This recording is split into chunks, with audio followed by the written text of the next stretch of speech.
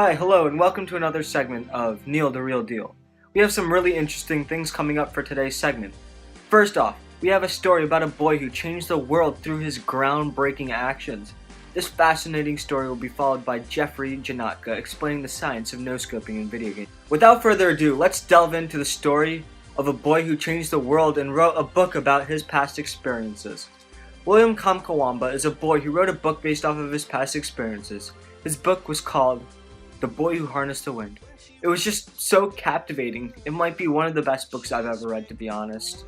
This book is about William Kamkwamba living in one of the smallest and least affluent countries in the whole entire world. Most of you may not even know what this country is. Its name is Malawi. It's just such a small place. William is so poor and everybody around him is with little money and supplies. Many of his loved ones were getting ill and guess what? Even dying. He was once able to go to school, but guess what? That privilege was taken away from him because his family just didn't have enough money to pay for his school. They didn't have enough money because there were so many droughts that caused his only income from tobacco crops to not be a viable option anymore. William and his family had to survive on one small meal a day with little water to drink. If you think that's tough, he had to work physical labor all day long with little breaks. William had one of the things taken away from him that he loved: the ability to learn and expand his knowledge in school. He wanted to learn so badly that almost every day he went to a library and read books. This is how he attained knowledge. One book he found was called Exploring Physics. It changed his life forever.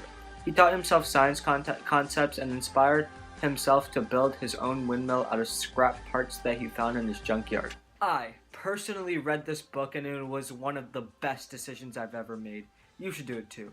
It dramatically changed my life. This eye-opening story showed me how we have everything easy. But look, a boy with hardly any food, water, no education, loved ones dying around him everywhere. With all those circumstances, he was able to make a difference. He created a windmill. Look at the difference. While we live our lives having the time of our life and enjoying ourselves, there are people out there with nothing.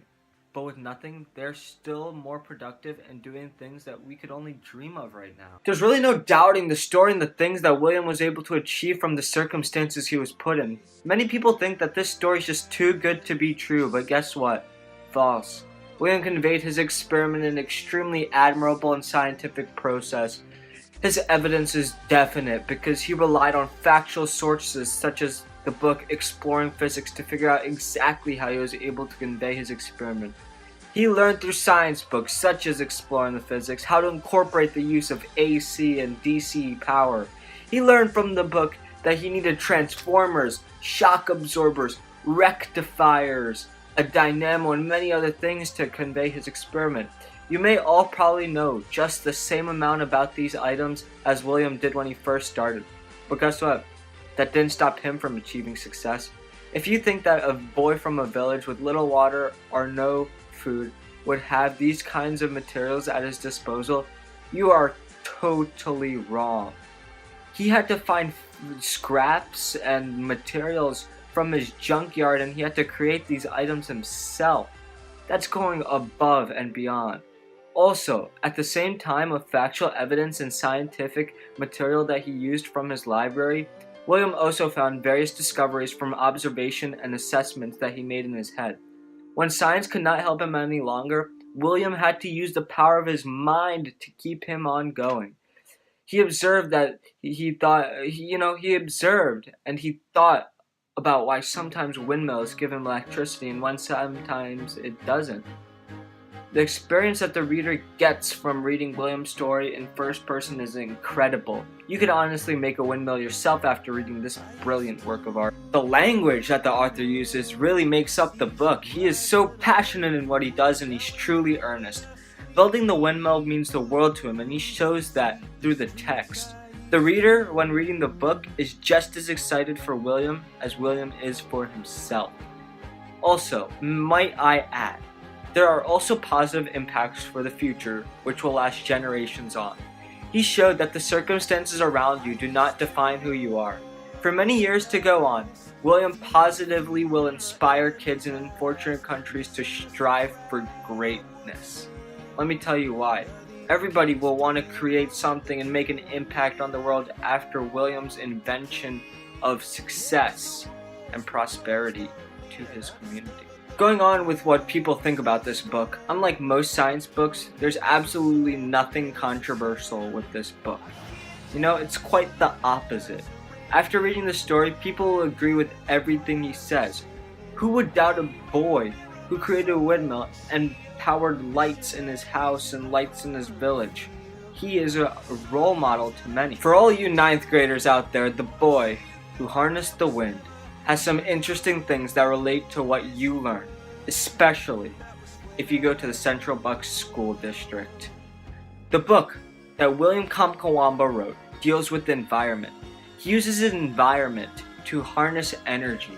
He realized that his environment is in such a location that he knew that wind would be a viable resource in order to get energy. It is also, let me add on, also related to 9th grade because 9th graders learn plenty of how wind forms and occurs. William had to know this in order to make his windmill. He explained it more in depth in his book, and you can read it and find out for yourself. He shows that you must have an inner passion. That's what I've also learned from him. You must have an inner passion to do something, and guess what? It will truly come true. My favorite part of the book is when William says, hold on, let me go to the page. He says, "I went to sleep dreaming of Malawi and all the things made possible when your dreams are powered by your heart." So touching. This quote exemplifies my favorite part of the book because it comes from deep within William's heart. He shows that you must have an inner passion to do something and your goal will come true. One thing that I've learned, no, scratch that. I've learned a lot from this book. From a science standpoint, I've also learned quite a few things. One thing that I learned is what a transformer is. Specifically in William's case, a step-up transformer is a boost in the center of an electrical circuit which increases lost voltage going through a circuit. It's something William uses in order to replace lost voltage on the way to powering his light bulbs from the windmill. It's kind of a boost on the path for electricity going through his circuit. Aside from science, I've also learned to make the most of anything.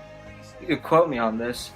Greatness does not come from what you have, but from what you can do. In my opinion, The Boy Who Harnessed the Wind is one of the best books I've ever laid my eyes upon. Its combination of science and a great story calls for an epic journey within the pages. I dearly want all of you to go pick up this book and read it for yourself. It's so worth it. Thanks for listening to my first story on today's show, but now on to an interview I had with Jeffrey Janatka earlier this morning. So Jeffrey, you're pretty good at no-scoping, right? Yeah, of course, Neil.